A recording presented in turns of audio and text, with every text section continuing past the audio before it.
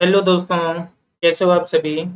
स्वागत है आपका अपने यूट्यूब चैनल केमिस्ट्री लर्निंग्स में। मैं हूं आपका दोस्त अनुज सर। देखिए, हम लोग एक बहुत ही इम्पोर्टेंट चैप्टर के बारे में डिस्कस कर रहे थे। उस चैप्टर का नाम है सॉल्यूशन, यानी कि उसको हिंदी में बोलते हैं विलेन। ठीक है। तो आज इस चैप्टर का हमारा 8वां वीडियो चल रहा है। बहुत छोटे छोटे से वीडियो हम लोगों ने पढ़े हैं। देख लेते हैं कि आज की डेट में हमें पढ़ना क्या है। ठीक है ना? तो देखिए, आज की डेट में हम पढ़ क्या रहे हैं। देखिए, जो लास्ट क्लास में हम लोग पढ़ रहे थे उसी के आगे हम यहाँ पे कंटिन्यू कर रहे हैं। और लास्ट क्लास में हम लोग पढ़ रहे थे कोलिगेटिव प्रॉपर्टीज, जिसको हिंदी में बोलते हैं अणुसंख्य गुणधर्म। इसमें हम लोगों ने दो प्रॉपर्टीज पढ़ ली थी। पहली प्रॉपर्टीज हम लोगों ने पढ़ी थी रिलेटिव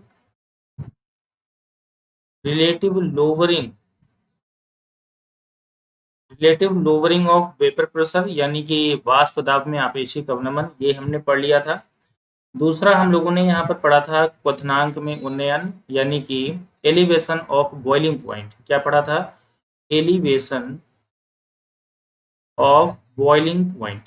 ये दो प्रॉपर्टीज हम लोगों ने बहुत डिटेल में दो अलग अलग वीडियोस में दो प्रॉपर्टीज को हमने कवर किया है। तो आज हम लोग इसकी तीसरी प्रॉपर्टी को पढ़ने जा रहे हैं। और इसका नाम आपकी प्रॉपर्टी का है डिप्रेशन ऑफ फ्रीजिंग पॉइंट। इसको हिंदी में बोलेंगे हिमांक में अवनमन। क्या बोलेंगे? हिमांक में अवनमन नाम की प्रॉपर्टी आज हम यहाँ पर पढ़ने जा रहे हैं। एक बहुत ही इंपॉर्टेंट प्रॉपर्टी है। जो भी हम लोगों ने एलिवेशन एंड बॉइलिंग पॉइंट में पढ़ा था, सेम उसी में थोड़ा सा चेंजेस कर देते हैं। ये प्रॉपर्टी आपके सामने निकल कर आ जाती है। ये जो पीडीएफ है ये आपको मिलेगी केमिस्ट्री लर्निंग्स नाम के टेलीग्राम चैनल पर मिलेगी। और आप देख रहे हैं यूट्यूब चैनल केमिस्ट्री लर्निंग्स को देख रहे हैं। ठीक है। तो चलिए हम लोग सीधे सीधे स्टार्ट करते हैं आज की अपनी क्लास को। देखिए, क्लास में हमें सबसे पहले आज ये पढ़ना है डिप्रेशन ऑफ फ्रीजिंग पॉइंट, यानी कि हिमांक में अवनमन होता क्या है। तो देखिए, हिमांक में अवनमन पढ़ने से पहले हम ये देखेंगे कि फ्रीजिंग पॉइंट क्या होता है, यानी कि हिमांक होता क्या है। जैसे हम लोगों ने पढ़ा था क्वथनांक क्या होता है, यानी कि बॉइलिंग पॉइंट क्या होता है ना। बॉइलिंग पॉइंट क्या होता है, वैसे आज हम देखेंगे फ्रीजिंग पॉइंट क्या होता है। तो यहाँ पे लिखा हुआ है, firstly we have to know what is the freezing point. तो सबसे पहले हम यहाँ पे ये देखना है कि फ्रीजिंग पॉइंट होता क्या है। देखिए, फ्रीजिंग पॉइंट की डेफिनेशन हमने दो पॉइंट में यहाँ पे डिस्कस की है। तो आप इन पॉइंट को थोड़ा सा ध्यान से समझेंगे, चीजें बहुत अच्छे से क्लियर हो जाएंगी। तो बोला गया है द टेम्परेचर, यानी कि तापमान, एक ऐसा तापमान eight which the liquid and solid forms of a substance can exist together in equilibrium. यानी कि कहने का मतलब होता है एक ऐसा तापमान जिसमें कोई भी लिक्विड और जो सॉलिड के जो फॉर्म होते हैं वो दोनों एक साथ एग्जिस्ट करते हैं। बोला गया exist together in equilibrium are called the freezing point of that substance. Clear हो गया? नहीं हो गया? यानी कि तापमान की एक ऐसी अवस्था जिस पर ठोस और द्रव, यहाँ पर होना चाहिए द्रव, दोनों अवस्थाएं संभव हों और दोनों साम्य अवस्था पर हों, उस अवस्था को उस विलयन का हिमांक कहते हैं। क्लियर हो गया? नहीं हो गया? तो सिंपल सी बात है। देखो, फ्रीजिंग का मतलब होता है टेम्परेचर की एक ऐसी स्टेज जहां पर लिक्विड और सॉलिड दोनों एक साथ एग्जिस्ट कर सकते हैं, दोनों एक साथ एग्जिस्ट करते हैं और दोनों इक्विलिब्रियम यानी साम्य अवस्था में होते हैं। उसे हम बोलते हैं फ्रीजिंग पॉइंट। क्या बोलते हैं? फ्रीजिंग पॉइंट, यानी उसको बोलते हैं हिमांक। चीजें क्लियर हो गई होंगी। दिमाग का मतलब कि हमने क्या बताया कि एक ऐसा टेम्परेचर, ठीक है ना, यानी एक ऐसा टेम्परेचर जिस पे कोई भी सब्सटेंस लिक्विड फॉर्म में भी हो और सॉलिड फॉर्म में हो, यानी कि दोनों फॉर्म एक साथ एग्जिस्ट कर रहे हो, ऐसी स्टेज को हम क्या बोलते हैं? ऐसी स्टेज को उसका हम फ्रीजिंग पॉइंट यानी कि हिमांक बोलते हैं। क्या बोलते हैं? हिमांक बोलते हैं। अब देखिए, इसमें एक पॉइंट और बोला गया है। अब देखिए, बोला गया है एट द फ्रीजिंग पॉइंट, यानी कि हिमांक की अवस्था में the vapour pressure of liquid form of the substance is equal to that of its solid form. कहने का मतलब ये होता है कि जब भी फ्रीजिंग की सिचुएशन होगी तो उस केस में जब जो लिक्विड फॉर्म होगा, देखो अभी हमने बताया कि फ्रीजिंग की सिचुएशन पर कोई भी सब्सटेंस लिक्विड और सॉलिड फॉर्म दोनों में इक्वल कंडीशन पर रहता है। तो इस केस में हमने बताया कि जो लिक्विड फॉर्म में जो सब्सटेंस होगा और जो सॉलिड फॉर्म में जो सब्सटेंस होगा, दोनों के ही वेपर प्रेशर क्या होंगे? इक्वल होंगे। क्या होंगे? इक्वल होंगे। तो बोला गया है हिमांक की स्थिति में विलयन अवस्था में वाष्प दाब, ठोस अवस्था में वाष्प दाब समान होता है। यानी कि जब भी हमारे पास फ्रीजिंग पॉइंट की सिचुएशन होती है तो सोल्यूशन फेज होगा और जो सॉलिड फेज होगा, दोनों के जो वेपर प्रेशर होंगे वो दोनों क्या होंगे, इक्वल होंगे, यानी कि समान। आई थिंक आपको ये सारी चीजें क्लियर हो रही होंगी, दोनों पॉइंट क्लियर हो गए यहाँ पर। अब हम मेन पॉइंट पर आते हैं कि डिप्रेशन ऑफ फ्रीजिंग पॉइंट होता क्या है ना। क्या बात करते हैं, डिप्रेशन ऑफ फ्रीजिंग पॉइंट होता क्या है। देखो जरा ध्यान से समझेंगे, डिप्रेशन ऑफ फ्रीजिंग पॉइंट कोई नई चीज नहीं है, चीजों को थोड़ा सा अगर ध्यान से समझेंगे समझ में आ जाएंगे। बोला क्या है, वेन सॉल्यूट, देखो जैसे हम लोगों ने एलिवेशन ऑफ बॉइलिंग पॉइंट समझा था, उसी में थोड़ा सा चेंज कर देते हैं तो डिप्रेशन ऑफ फ्रीजिंग पॉइंट आ जाता है। देखो जरा क्या है, व्हेन अ सॉल्यूट यानी कि किसी भी विलेय को is dissolved in a pure solvent, यानी कि जब किसी सॉल्यूट को हम प्योर सॉल्वेंट में डिसॉल्व करते हैं, the freezing point of solvent get lowered, यानी कि तो उस सॉल्यूशन का वेपर प्रेशर क्या हो जाता है, सॉरी हाँ, उस सॉल्यूशन का जो फ्रीजिंग पॉइंट होता है वो क्या होता है, कम हो जाता है। This lowering of freezing point is termed as the depression of the freezing point. और इसी जो जो यहाँ पर फ्रीजिंग पॉइंट में जो कमी हुई है, इसी को क्या बोलते हैं, डिप्रेशन ऑफ फ्रीजिंग पॉइंट। मेरी बात को समझ रहे होंगे, सिंपल सी बात है। मान लेते हैं कि हमारे पास कोई भी एक प्योर सॉल्वेंट है, क्या है, कोई भी एक प्योर सॉल्वेंट है, अगर हमने उसमें कोई भी एक नॉन वोलेटाइल सब्सटेंस हमने मिला दिया, तो जैसे नॉन वोलेटाइल सब्सटेंस हम मिलाएंगे, इसके जो फ्रीजिंग पॉइंट होगा, यानी कि फ्रीजिंग पॉइंट जो होगा वो क्या होगा, कम हो जाएगा। और फ्रीजिंग पॉइंट में हुई इसी कमी को डिप्रेशन ऑफ फ्रीजिंग पॉइंट कहते हैं, यानी कि हिमांक में अवनमन कहते हैं। सिंपल सी बात है, इसमें कोई नई चीज नहीं है। बोला गया है जब किसी शुद्ध विलायक में विलेय को घोला जाता है तो उसके हिमांक में कुछ कमी आ जाती है, हिमांक में आई इसी कमी को हिमांक का अवनमन कहते हैं। आई थिंक चीजें क्लियर हो रही होंगी। यानी कि किसी कोई भी हमारे पास अगर सोल्यूशन है, सोल्यूशन भरा हुआ है, उसमें अगर नॉन वोलेटाइल सोल्यूट अगर हम यहाँ पे मिला देते हैं, तो सिंपल सी बात है उसके हिमांक में कुछ ना कुछ कमी आ जाएगी। हिमांक में आई इसी कमी को हम क्या बोलते हैं, हिमांक में अवनमन या डिप्रेशन ऑफ फ्रीजिंग पॉइंट बोल देते हैं। सिंपल सी बात है आपका, ठीक है ना। अच्छा अब मेरी बात को समझिए कि हमारे पास एक क्वेश्चन आता है कि डिप्रेशन ऑफ फ्रीजिंग पॉइंट एक कोलिगेटिव प्रॉपर्टी क्यों है। क्वेश्चन हमारे पास आता है कि डिप्रेशन ऑफ फ्रीजिंग पॉइंट हमारे पास कोलिगेटिव प्रॉपर्टी क्यों है। तो हम लोगों ने देखिए यहाँ पर एक पॉइंट लिखा है, depression of freezing point is also a colligative property and depends upon the number of moles of solute dissolve in definite amount of the solvent, यानी कि डेफिनेट सॉल्वेंट के डेफिनेट अमाउंट में सॉल्यूट के number of moles per depend करता है कौन, depression of freezing point. इसीलिए ये जो डिप्रेशन ऑफ फ्रीजिंग पॉइंट है, ये भी एक कोलिगेटिव प्रॉपर्टी। तो बोला गया हिमांक में अवनमन भी एक अणुसंख्य गुणधर्म है और यह एक निश्चित विलायक में विलीन विलेय के मोलों की संख्या पर निर्भर करता है। तो इसी वजह से जो है हिमांक का अवनमन भी क्या है, एक अणुसंख्य गुणधर्म है, यानी कोलिगेटिव प्रॉपर्टीज है। और कोलिगेटिव प्रॉपर्टीज के केस में हम लोगों ने एक साफ साफ एक वर्ड हमने कहा था कि कोलिगेटिव प्रॉपर्टीज वही होंगी जो number of moles per depend करेंगे ना, किसी भी सॉल्वेंट या सोल्यूट के number of moles per depend करेंगी। तो ऐसे जितने भी कॉन्सेप्ट डिपेंड करेंगे उन सभी को क्या बोलेंगे हम, उन सभी को हम बोलेंगे कोलिगेटिव प्रॉपर्टी। तो यहाँ पर डिप्रेशन इन फ्रीजिंग पॉइंट भी डिपेंड करता है नंबर ऑफ मॉलिक्यूल्स पर, इसलिए जो डिप्रेशन ऑफ फ्रीजिंग पॉइंट है ये भी हमारा कोलिगेटिव प्रॉपर्टी होगा। अब देखिए, अब हम थोड़ा सा जो है देखो यहाँ पर एक छोटा सा ग्राफ है, इस ग्राफ में थोड़ा सा देख लेते हैं और फिर अपने क्वेश्चंस को आगे कंटिन्यू करते हैं। देखो जैसे हमारे पास ये एक सोल्यूशन का फ्रोजन पॉइंट है और एक लिक्विड सॉल्वेंट का फ्रोजिंग पॉइंट है। अब देखो जब हमारे पास कोई भी लिक्विड सॉल्वेंट था यानी प्योर स्टेट में था तो इसका फ्रीजिंग पॉइंट यहाँ पर था, और जैसे ही इसमें कोई सोल्यूट मिला या फ्रीजिंग पॉइंट में देखिए कुछ कमी आ गई, तो आई हुई इसी कमी को हम क्या बोलते हैं, डिप्रेशन ऑफ फ्रीजिंग पॉइंट बोलते हैं। ठीक है ना, क्लियर हो गया नहीं हो गया, डिप्रेशन ऑफ फ्रीजिंग पॉइंट बोलते हैं।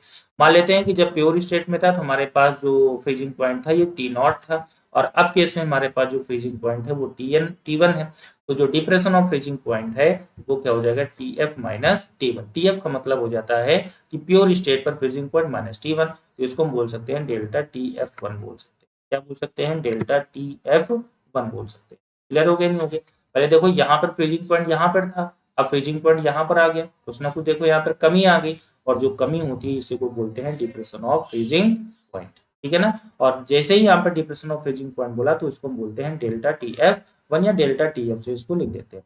क्लियर हो गया नहीं यहाँ पर। अब देखो यहाँ पर मैथमेटिकल एक्सप्रेशन देते हैं, mathematical expression of for the depression of freezing point, यानी कि हिमांक में अवनमन का सूत्र निरूपण। देखो हिमांक में अवनमन का सूत्र निरूपण जैसे हम लोगों ने एलिवेशन इन बॉइलिंग पॉइंट यानी क्वथनांक में उन्नयन का सूत्र निरूपण हम लोगों ने किया था, वैसे ही डिप्रेशन ऑफ फ्रीजिंग पॉइंट का कॉन्सेप्ट है। तो एलिवेशन ऑफ बॉइलिंग पॉइंट यानी कि क्वथनांक उन्नयन हम लोगों ने क्या पढ़ा था, वहां पे पढ़ा था डेल्टा टीबी इक्वल टू होता है केबी इंटू एम, ये हम लोगों ने पढ़ा था, ठीक है ना। यहाँ पर जो बी है वो बॉइलिंग पॉइंट को शो कर रहा था। डेल्टा टीबी का मतलब होता है कि जो एलिवेशन हुआ है बॉइलिंग पॉइंट में, केबी हमारा मोलर एलिवेशन कांस्टेंट था, मोल एम का मतलब मोलरिटी थी। जहां जहां पर बी है वहां वहां पर हमें एफ करना पड़ेगा, ठीक है ना। It represent the same as elevation of boiling point. देखो हमने यहाँ पे बोला गया है, इसको हम वैसे ही रिप्रेजेंट कर सकते हैं जैसे हम लोगों ने एलिवेशन ऑफ बॉइलिंग पॉइंट कहेंगे। इसीलिए हम यहाँ पे क्या कहेंगे, delta T F is directly proportional to molarity, molarity हो जाएगी यहाँ पर। और जैसे प्रोपोर्शनलिटी का सिंबल हटाएंगे तो delta T F equal to हो जाएगा के एफ इंटू एम हो जाएगा। अब ये वैल्यू कहाँ से आई है, अब आप एलिवेशन ऑफ बॉइलिंग पॉइंट कल के वीडियो में एक बार देख लीजिएगा, तो वहां पर डेल्टा टी एफ की जगह केवल डेल्टा टी बी होगा, बाकी इसमें कोई चेंज नहीं है। जो जैसे कॉन्सेप्ट वहां पे अप्लाई हुआ था सेम वही कॉन्सेप्ट यहाँ पे अप्लाई होगा, बाकी इसमें कोई भी चेंजेस हमें नहीं करने हैं। तो चलिए देख लेते हैं यहाँ पर। तो देखो हमारे पास एक्सप्रेशन निकल के आ गया, क्या हमारे पास एक्सप्रेशन निकल के आया, delta T F equal to K F into M, ये एक्सप्रेशन निकल के आया। तो अब हम यहाँ पर देख लेते हैं कि हमारा डेल्टा टी एफ क्या है। तो देखो डेल्टा टी एफ होता है डिप्रेशन ऑफ फ्रीजिंग पॉइंट, यानी कि फ्रीजिंग पॉइंट का मतलब ये होता है, इसको हिंदी में बोलेंगे हिमांक में अवनमन। क्या बोलेंगे इसको, हिमांक में, हिमांक में अवनमन, ठीक है ना। डिप्रेशन ऑफ फ्रीजिंग पॉइंट हो जाएगा। दूसरा होता है के एफ, के एफ का मतलब होता है, देखो वहां के भी था, बॉइलिंग पॉइंट वाले में के भी था, तो यहाँ पे बोला था मोलर एलिवेशन कांस्टेंट बोला था, इस बार यहाँ पर मोलर डिप्रेशन कांस्टेंट बोलेंगे, ठीक है ना। तो इसको हिंदी में क्या बोलेंगे, इसको बोलेंगे मोलल अवनमन। हिंदी माध्यम वालों को बता रहे हैं यहाँ पर, बाकी इंग्लिश वालों को तो कोई समस्या नहीं, जो भी जैसी चीजें पढ़ रहे हैं वैसी ठीक है। तो मोलर डिप्रेशन कांस्टेंट का मतलब होता है मोलर अवनमन स्थिरांक, और स्मॉल एम का मतलब मोलैलिटी होती है, मोलैलिटी ऑफ द सॉल्यूशन। तो हमारा delta T F equal to होता है के एफ इंटू एम, ये हमारे पास मेन फॉर्मूला है, जो कि वेरी इंपॉर्टेंट फॉर्मूला है, इससे बहुत सारे न्यूमेरिकल आपके सॉल्व होते हैं। अब जरा ध्यान से देखिए, यहाँ पर मोलैलिटी आती है ना, molality number of moles per depend करती है, तो इसका मतलब डेल्टा टी एफ मोलैलिटी पर डिपेंड कर रहा है। तो हम ये कह सकते हैं डेल्टा टी एफ मोलैलिटी पर डिपेंड कर रहा है, तो इसका मतलब मोलैलिटी मोल पर डिपेंड करती है। तो कहीं ना कहीं डेल्टा टी एफ मोल पर भी डिपेंड कर रहा है, नहीं कर रहा है। और जो भी चीजें मोल पर डिपेंड करते हैं उसी को वही कोलिगेटिव प्रॉपर्टी होती है, यानी वही अणुसंख्य गुणधर्म होते हैं। इसका मतलब डेल्टा टी एफ ही हमारा क्या होगा, एक अणुसंख्य गुणधर्म हो जाएगा। तो आई थिंक आपको ये सारी चीजें क्लियर हो रही होंगी। अब देखो यहाँ पर एक वर्ड आया था के एफ का मतलब मोलर एलिवेशन डिप्रेशन कांस्टेंट। तो अब यहाँ पे देख लेते हैं कि मोलर डिप्रेशन कांस्टेंट यानी मोलर अवनमन स्थिरांक होता क्या है। अब जरा मेरी बात को ध्यान से समझिएगा, हम लोगों ने अभी ऊपर फॉर्मूला निकाला है, delta T F equal to निकाला है के एफ इंटू में क्या निकाला है, एम निकाला है, ये फॉर्मूला निकाला है। अगर हमारे पास मोलैलिटी अगर हमारी 1 हो जाए, कितनी हो जाए, 1 हो जाए, तो डेल्टा टी एफ हमारा के एफ के इक्वल हो जाएगा, के एफ क्या हो जाएगा, इक्वल हो जाएगा। तो इससे हमारे एक देखो यहाँ पे if molality of the solution is 1 then delta T F equal to K F. तो यहाँ पे देखो एक फॉर्म एक छोटी सी थ्योरी यहाँ पे निकल के आ रही है, किसकी, मोलर एलिवेशन कांस्टेंट की थ्योरी निकल के आ रही है। क्या आ रही है, when the molality of the solution is in unity, यानी कि जब सॉल्यूशन की जो मोलैलिटी है वो अगर इकाई होती है, then molar depression constant is equal to the depression of the freezing point. तो जो हमारा मोलर डिप्रेशन कांस्टेंट होता है वो depression of the freezing point के इक्वल होता है। यही तो हमने बोला भाई, के एफ को बोलते हैं molar depression constant, delta T F का मतलब होता है डिप्रेशन ऑफ फ्रीजिंग पॉइंट।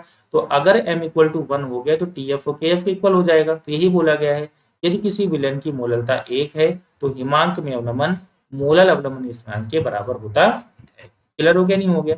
अब अगली कंडीशन आती है यहाँ per unit of molar depression constant, यानी कि मोलर सॉरी, यहाँ पर डिप्रेशन होगा, एलिवेशन नहीं होगा, यहाँ पर क्या होगा, यहाँ पर डिप्रेशन होगा, यहाँ पर डिप्रेशन होगा, यानी मोलर डिप्रेशन कांस्टेंट यानी मोलर अवनमन स्थिरांक की विमा क्या होती है। देखो विमा इसकी हमने जो भी वहां पर पढ़ी थी, मतलब मोलर एलिवेशन कांस्टेंट में जो पढ़ा था वही यहाँ पर है। केल्विन किलोग्राम मोल इनवर्स हो सकती है, या डिग्री सेल्सियस मोल इनवर्स हो सकती है, या केल्विन किलोग्राम मोल इनवर्स हो सकती है। और इसमें जो सबसे इंपॉर्टेंट है, सबसे ज्यादा यूज यही वाली होती है, तो आप इसको जरूर याद रखें। क्या नाम होता है, केल्विन किलोग्राम मोल इनवर्स, ये इसकी यूनिट होती है। आई थिंक चीजें क्लियर हो रही होंगी। अब देखो हमें क्या करना है, अब यहाँ पे थोड़े से numerical based on depression of freezing point, यानी फ्रीजिंग पॉइंट के डिप्रेशन से संबंध में कुछ न्यूमेरिकल हैं, उनको हम यहाँ पर कर लेते हैं। तो न्यूमेरिकल करने के पहले एक बार हम थोड़ा सा क्विक रिवीजन देखते हैं। यहाँ पर देखिए क्विक रिवीजन हमें करना क्या है, सिंपल से केवल एक फॉर्मूला हमें ध्यान देना है, वो फॉर्मूला है delta T F equal to K F into F. बस आपको इतना ध्यान देना है, जहां पर डेल्टा टी एफ होता है डिप्रेशन ऑफ फ्रीजिंग पॉइंट यानी कि हिमांक में अवनमन, के एफ हमारा होता है मोलर डिप्रेशन कांस्टेंट यानी हिमांक सॉरी मोलर अवनमन स्थिरांक, और एम का मतलब होता है मोलैलिटी यानी कि मोलरता। ठीक है ना। अच्छा, मोलरता का फॉर्मूला अगर इसको थोड़ा सा और एक्सप्लेन करें तो यहाँ पर फॉर्मूला निकल के आएगा delta T F equal to K F into मोलरता का फॉर्मूला क्या होता है, इसके मोलरता की इसका फॉर्मूला रखेंगे तो फॉर्मूला होता है W into 1000 upon M dash into capital W। ये फॉर्मूला हम लोगों ने पढ़ा है, ये फॉर्मूला हम लोगों ने पढ़ा है, तो बस इस फॉर्मूले को हमको याद रखना है, बस यही इसी फॉर्मूले से आपके सारे के सारे क्वेश्चन सॉल्व। ठीक है ना। तो चलिए हम लोग क्वेश्चन को यहाँ पे देखना स्टार्ट करते हैं। पहला क्वेश्चन क्या है, ठीक है, पहला क्वेश्चन क्या यहाँ पे दिया हुआ है, बोला गया है द नॉर्मल फ्रीजिंग पॉइंट, एक मिनट एक मिनट, हाँ देखिए, बोला गया था normal freezing point of nitrobenzene, यानी कि नाइट्रोबेंजीन का नॉर्मल फ्रीजिंग पॉइंट 278.82 केल्विन दिया गया है। आज 0.25 molar solution of a certain solute nitrobenzene causes the freezing point depression 2 degree. Calculate the value of KF for the nitrobenzene. Nitrobenzene के लिए KF की वैल्यू आपको यहाँ पर बतानी है। तो देखो हिंदी में अगर पढ़ लेते हैं, नाइट्रोबेंजीन का सामान्य हिमांक 278.82 केल्विन है। यदि किसी विलेय का 0.25 मोलर विलयन 2 डिग्री का हिमांक उत्पन्न करता है तो नाइट्रोबेंजीन के लिए केएफ की गणना करें। सिंपल सा क्वेश्चन है, यहाँ पर केएफ की वैल्यू आपको यहाँ पर डायरेक्ट बतानी है। तो जरा ध्यान से समझिएगा, देखिएगा, देखो हमें ये पता है केएफ की वैल्यू बतानी है, तो केएफ की वैल्यू बताने के लिए हमारे पास फॉर्मूला होता है delta T F equal to K F into M, मोलरता है। अच्छा देखो मोलैलिटी होती है, अब देखो यहाँ पर जो 0.25 एम गिवन है ये तो मोलैलिटी ही गिवन है, तो इसका मतलब ये हुआ कि यहाँ पर गिवन है मोलैलिटी इक्वल टू 0.25 गिवन है यहाँ पर। अच्छा देखो बोला गया है कि freezing point depression 2 degree Celsius का फ्रीजिंग पॉइंट डिप्रेशन है, इसका मतलब ये हमारे पास जो डेल्टा टी एफ है वो 2 डिग्री सेल्सियस गिवन है यहाँ पर। अच्छा फिर आपको बोला गया है के एफ की वैल्यू आपको बताइए, तो आपको यहाँ पर के एफ की वैल्यू बतानी है। अब मेरी बात को समझिएगा, जो ये वाली वैल्यू गिवन है ना, यानी कि ये जो वैल्यू गिवन है ना, ये केवल आपको कंफ्यूजन के लिए गिवन है, इस क्वेश्चन में इस वैल्यू का कोई भी यूज नहीं है। ठीक है ना। तो देखो आपको फॉर्मूला ये पता है delta T F equal to K F into M, आपको ये फॉर्मूला पता है, तो हमें फॉर्मूला में अप्लाई करना है। देखो डेल्टा टी एफ की वैल्यू कितनी होती है, जरा ध्यान देखिए, डेल्टा टी एफ की वैल्यू हमारे पास 2 डिग्री है तो 2 रखेंगे इक्वल टू के एफ की वैल्यू हमें बतानी है तो के एफ को वैसे ही रख देते हैं इनटू मोलैलिटी हमारे पास कितनी है, मोलैलिटी हमारे पास है 0.25 है। देखो यही तो मोलैलिटी है, यहाँ पर रख दिया यहाँ पर। अच्छा के एफ की वैल्यू बतानी, के एफ इक्वल टू कितना हो जाएगा 2/0.25, तो इसको सॉल्व करेंगे डेसिमल 2 आएंगे, 25 से डिवाइड करेंगे तो 8 बार जाएगा, तो के एफ की वैल्यू हो जाएगी, के एफ की वैल्यू कितना हो जाएगा 8 केल्विन मोलर इनवर्स, ये इसकी वैल्यू आ जाएगी और यही इस क्वेश्चन का क्या हो जाएगा। ठीक है ना। आई थिंक क्वेश्चन सभी को समझ में आ गया होगा, बिल्कुल आसान सा क्वेश्चन था। देखो यहाँ पर क्वेश्चन फिर से एक बार देख लेते हैं, इसमें कोई नई चीज नहीं है। देखो मोलैलिटी आपको गिवन है 0.25 मोलैलिटी आपको गिवन है, डिप्रेशन ऑफ फ्रीजिंग पॉइंट आपको गिवन है 2 डिग्री सेल्सियस यहाँ पर गिवन है, के एफ की वैल्यू आपको बतानी है, फॉर्मूला आपको पता है delta T F equal to K F into M. Delta T F की वैल्यू आपको पता है 2 डिग्री की वैल्यू डेल्टा के एफ है, सॉरी टी एफ है, मोलैलिटी आपको पता है 0.25 है यहाँ पर, तो वैल्यू रखेंगे 2 इक्वल टू इसमें तो के एफ इक्वल टू आ जाएगा 8.0 केल्विन मोलर इनवर्स, ये आपकी वैल्यू हो जाएगी और यही इस क्वेश्चन का क्या हो जाएगा आंसर हो जाएगा। तो डायरेक्ट हमें यहाँ पर क्वेश्चन दिया हुआ था, इसमें हमें कोई भी चेंजेस यहाँ पर नहीं करने थे। ठीक है, तो चलिए हम अगले क्वेश्चन की तरफ देख लेते हैं। अगला क्वेश्चन थोड़ा सा बड़ा लिखा हुआ है यहाँ पर, बट थोड़ा सा इंपॉर्टेंट है, आसानी से समझिएगा यहाँ। देखिए देखो क्वेश्चन में आगे गिवन है यहाँ पर, यार देखिए क्वेश्चन गिवन है water is used in car radiator. देखो कार के रेडिएटर में पानी का यूज किया जाता है in winter season. Ethylene glycol, जरा ध्यान दीजिएगा यहाँ पर एथिलीन ग्लाइकोल वर्ड का यूज किया गया। Ethylene glycol is added to water, यानी एथिलीन ग्लाइकोल को पानी में ऐड किया जाता है to water so that water may not freeze, क्योंकि मतलब जिससे पानी फ्रीज ना हो ठंडी के टाइम पर। एज्यूमिंग, हमें ये एज्यूम करना है ethylene glycol to be non volatile, मान लेते हैं कि एथिलीन ग्लाइकोल हमारे पास नॉन वोलेटाइल है।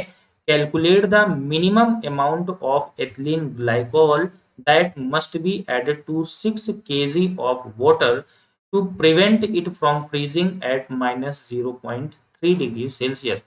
For molar depression constant KF की वैल्यू आपको गिवन है 1.86। ठीक है ना, यानी कि यहाँ पर आपको बताना है कितने ग्राम इथिलीन ग्लाइकोल का यूज किया जाए कि 0.3 माइनस में 0.3 डिग्री सेल्सियस पर भी पानी फ्रीज ना हो, जबकि पानी हमारा 6 किलोग्राम वाटर है हमारा। तो बोला गया है कि कितने किलोग्राम या कितने ग्राम एथिलीन ग्लाइकोल का यूज करना पड़ेगा। तो जरा हिंदी वाले भी जरा ध्यान से देखें। बोला गया कार रेडिएटर में पानी का उपयोग किया जाता है, इसमें कोई दिक्कत नहीं। सर्दियों के मौसम में एथिलीन ग्लाइकोल को पानी में मिलाया जाता है ताकि पानी जमे ना। मेरी बात को समझिएगा, एथिलीन ग्लाइकोल को पानी में इसलिए मिलाया जाता है जिससे पानी ना जमे, ऐसा क्वेश्चन बोल रहा है। बोला गया कि हम ये माने कि एथिलीन ग्लाइकोल को अवाष्पशील मानते हुए, एथिलीन ग्लाइकोल अवाष्पशील है तो मानते हुए एथिलीन ग्लाइकोल की न्यूनतम मात्रा की गणना कीजिए जिससे 0.3 डिग्री सेल्सियस पर जमने से रोकने के लिए 6 किलोग्राम पानी में जोड़ा जाना चाहिए, जबकि पानी का मोलर अवनमन स्थिरांक 1.86।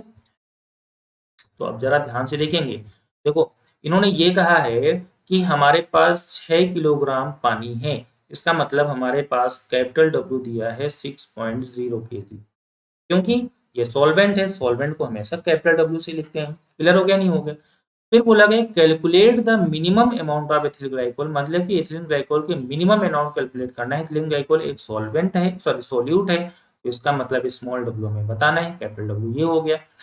To prevent the freezing point at 0.3 degree Celsius, मतलब इतने को हमें फ्रीज करना, मतलब इस पॉइंट को हमें फ्रीज करने से रोकना है अगर पानी का टेम्परेचर इतना है तो। साथ में केएफ की वैल्यू देखो गिवन है, केएफ की वैल्यू हमारे पास कितनी है, केएफ की वैल्यू 1.86 केल्विन मोलर इनवर्स, इतनी केएफ की वैल्यू है। क्लियर हो गया ना? अब मेरी बात को समझिएगा, सबसे पहले हमें कैलकुलेट करना पड़ेगा डेल्टा टीएफ, कैलकुलेट करना पड़ेगा नहीं करना पड़ेगा। तो डेल्टा टीएफ इक्वल टू होता है, मेरी बात को समझिए, हमने हमारे पास पानी था, पानी में मेथिलीन ग्लाइकोल मिला है, तो पानी हमारा हो गया प्योर सॉल्वेंट, और प्योर सॉल्वेंट की केस का जो टेम्परेचर होता है वो तो टी नॉट होता है, तो T naught minus T one. देखो टी वन तो हमारे पास इतने डिग्री सेल्सियस है, लेकिन टी नॉट पानी का फ्रीजिंग पॉइंट कितना होता है, 0 डिग्री सेल्सियस होता है नहीं होता है, तो माइनस में माइनस का 0.3, इसको सॉल्व करेंगे तो जैसे सॉल्व करेंगे तो इसमें 0.3 डिग्री सेल्सियस हो जाएगा। कितना हो जाएगा? 0.3 डिग्री सेल्सियस वैल्यू आ जाएगी किसकी, टीएफ की वैल्यू आ गई। आगे की नहीं आ गई यहाँ पर? क्लियर हो गया नहीं हो गया? अब डायरेक्ट हम फॉर्मूला देखते हैं, इसको थोड़ा सा इधर मिटा देते हैं, देखो फॉर्मूला देखते हैं। देखिए फॉर्मूला जरा ध्यान से देखिए, पहले तो एक चीज ये देखिए, क्या ये सारी चीजें आपको समझ में आ गई जो चीजें यहाँ पर हमने लिखी? देखो कैसे आ गया, 6 किलोग्राम का पानी था तो 6 केजी का हमने वाटर कैपिटल डब्ल्यू लिख दिया। बोला गया है कि calculate the minimum amount of ethylene glycol, minimum amount बताना है, ये सोल्यूट है तो इसका मतलब स्मॉल डब्ल्यू की वैल्यू आपको बतानी है। देखो बोला गया है कि the molar depression constant for water is 1.86, molar depression constant यानी केएफ की वैल्यू आपको गिवन है यहाँ पर। तो सबसे पहले आपको देखो ये फॉर्मूला यहाँ पर पता होता है, क्या फॉर्मूला पता होता है, डेल्टा टीएफ इक्वल टू होता है क्या, केएफ इंटू एम। तो देखो अच्छा इसको थोड़ा सा और अगर एक्सपेंड करेंगे तो डेल्टा टीएफ इक्वल टू होता है KF into small W into 1000 upon में एम डैश इंटू में क्या होता है कैपिटल डब्ल्यू, ये फॉर्मूला होता है। जरा ध्यान से देखिए, डेल्टा टीएफ की वैल्यू हमने यहाँ पर देखो निकाली, ये आ गई, केएफ की वैल्यू यहाँ पर ये निकाली हमने, स्मॉल डब्ल्यू की वैल्यू में बतानी है, कैपिटल डब्ल्यू की वैल्यू ये देखो गिवन है। अभी हमें यहाँ पर एम डैश की वैल्यू हमें नहीं पता है। अच्छा एम डैश है क्या यहाँ पर, जरा मेरी बात को ध्यान से समझिए, एम डैश है यहाँ पर क्या, एथिलीन ग्लाइकोल, क्या नाम है, एथिलीन ग्लाइकोल है एम डैश। और सबसे पहले आपको समझना होगा एथिलीन ग्लाइकोल का फॉर्मूला क्या होता है। तो एथिलीन ग्लाइकोल का फॉर्मूला होता है CH2OH डॉट इंटू CH2OH, ये होता है एथिलीन ग्लाइकोल का फॉर्मूला। तो अच्छा एम डैश का मतलब होता है मॉलिक्यूलर मास, तो हमें एथिलीन ग्लाइकोल का मॉलिक्यूलर मास निकालना पड़ेगा। तो एक डायरेक्ट हम यहाँ पे रख देते हैं, तो एथिलीन ग्लाइकोल का मॉलिक्यूलर मास आता है 62, इसका मतलब एम डैश की वैल्यू भी हमें पता होगी।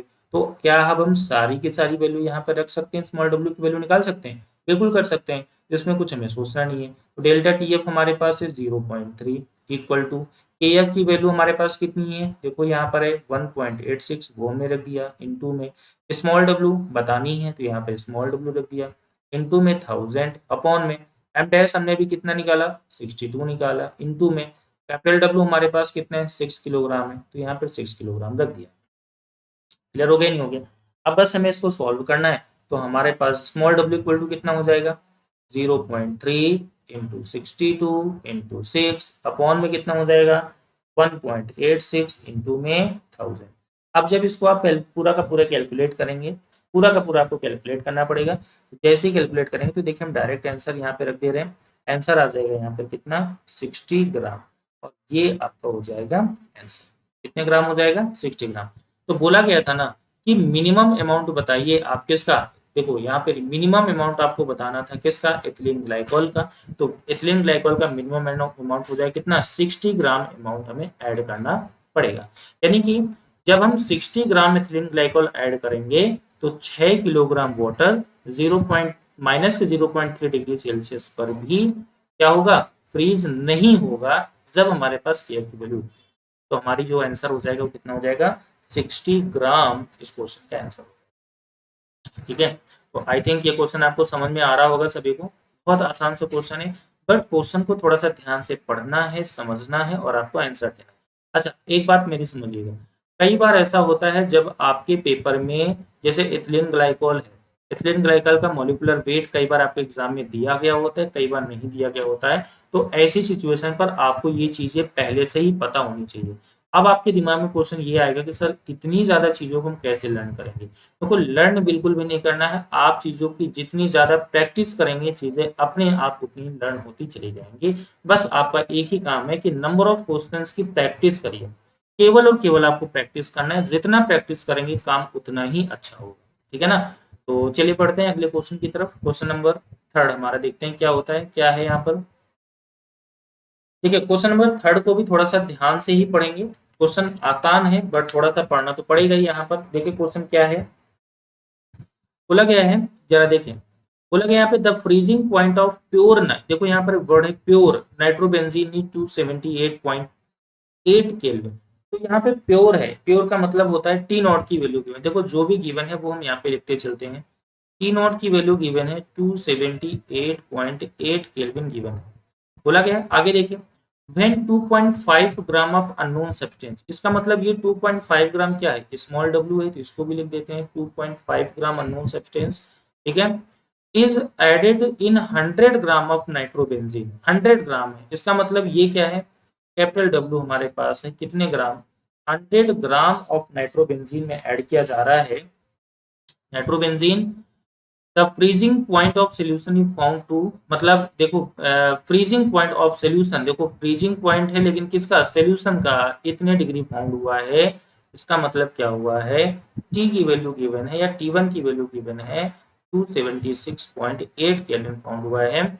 आगे बोला गया है कैलकुलेट, बोला गया if the freezing point of depression constant, freezing point depression constant of nitrobenzene at 8.0, इसका मतलब ये हुआ, ये क्या गिवन है, केएफ की वैल्यू गिवन है 8.0 केल्विन किलोग्राम मोल गिवन है। What is the molar mass of unknown substance, यानी कि एम डैश की वैल्यू आपको बतानी है, किसकी वैल्यू बतानी है, एम डैश की वैल्यू आपको बतानी। देखिए हमने क्या किया, हम क्वेश्चन को पढ़ते गए, जो भी चीजें इसमें गिवन है सारी चीजों को हम एक साथ यहाँ पर नोट करते गए। आपको भी यही करना है, क्वेश्चन को पढ़ते जाइए, जितनी भी चीजें आपको गिवन है सबको सब आपको नोट करते रहना है। तो हिंदी मीडियम वालों को भी जरा समझ लेते हैं। देखो बोला गया कि शुद्ध बेंजीन का हिमांक 278.8 है, देखो ये क्योंकि ये शुद्ध है तो ये देखो शुद्ध के लिए हमारे पास ये कंडीशन होती है। ठीक है, जब किसी अज्ञात पदार्थ का 2.5 ग्राम नाइट्रोबेंजीन के 100 ग्राम में घुल जाते हैं, मतलब ये घुला जा रहा है, इसका मतलब ये स्मॉल डब्ल्यू हो गया, सोल्यूट हो गया। नाइट्रोबेंजीन के 100 ग्राम में घुल जाते हैं मतलब इसमें घुल रहा है, तो इसका मतलब ये क्या होगा, ये सॉल्वेंट हो जाएगा। तो घोल का हिमांक इतने केल्विन पाया जाता है, यानी कि अब जो सोल्यूशन का जो टेम्परेचर है 276.8 पाया जाता है। यदि नाइट्रोबेंजीन का हिमांक और नमन स्थिरांक यानी कि केएफ की वैल्यू 8 पॉइंट गिवन है, तो आपको बताना है अज्ञात पदार्थ का मोलर द्रव्यमान यानी कि मोलिकुलर मास एम डैश कितना, ये वैल्यू आपको बतानी है। जरा ध्यान से देखिए वैल्यू क्या है। देखो सबसे पहले हमें क्या करना है, हमें फॉर्मूला देखना है। तो फॉर्मूला देखो, हमें क्या पता है, फॉर्मूला क्या होता है, फॉर्मूला हमें ये होता है delta T F equal to होता है के एफ इंटू एफ। थोड़ा सा और इसको सॉल्व करते हैं, तो फॉर्मूला आता है delta T F equal to K F into में एम का मतलब होता है डब्ल्यू इंटू 1000 अपॉन में क्या होता है एम डैश इंटू में कैपिटल डब्ल्यू। ये फॉर्मूला, ये तो फॉर्मूला होता है ना, ये फॉर्मूला होता है। अब जरा इस बात को, मेरी बात को ध्यान से समझिएगा, देखिए मेरी बात को समझेंगे। देखो टी एफ, पहले हमें सबसे पहले डेल्टा टी एफ की वैल्यू बतानी, तो देखो सबसे पहले डेल्टा टी एफ निकाल लेते हैं। देखो डेल्टा टी एफ बराबर क्या होता है, T naught minus T one होता है। Delta T F equal to क्या होता है, टी नॉट माइनस में टी वन होता है, ठीक है। तो टी नॉट की वैल्यू हमारे पास कितनी है, 278.8 माइनस में टी वन का मतलब होता है 276.8 है यहाँ पर। इसको जैसे ही सॉल्व करेंगे तो हमारे पास आएगा 2k की वैल्यू आ जाएगी यहाँ पर। अच्छा, दूसरी चीज हमें एम डैश की वैल्यू बतानी है। एम डैश का मतलब हमारे पास नाइट्रोबेंजीन है। एम डैश हमारा क्या है, एक मिनट, एम डैश की वैल्यू तो हमें निकालनी है, तो एम डैश हमें निकालना है, इसमें कोई दिक्कत नहीं। आप जरा फॉर्मूले में रखने स्टार्ट करते हैं, जो देखिए फॉर्मूले में रखते हैं।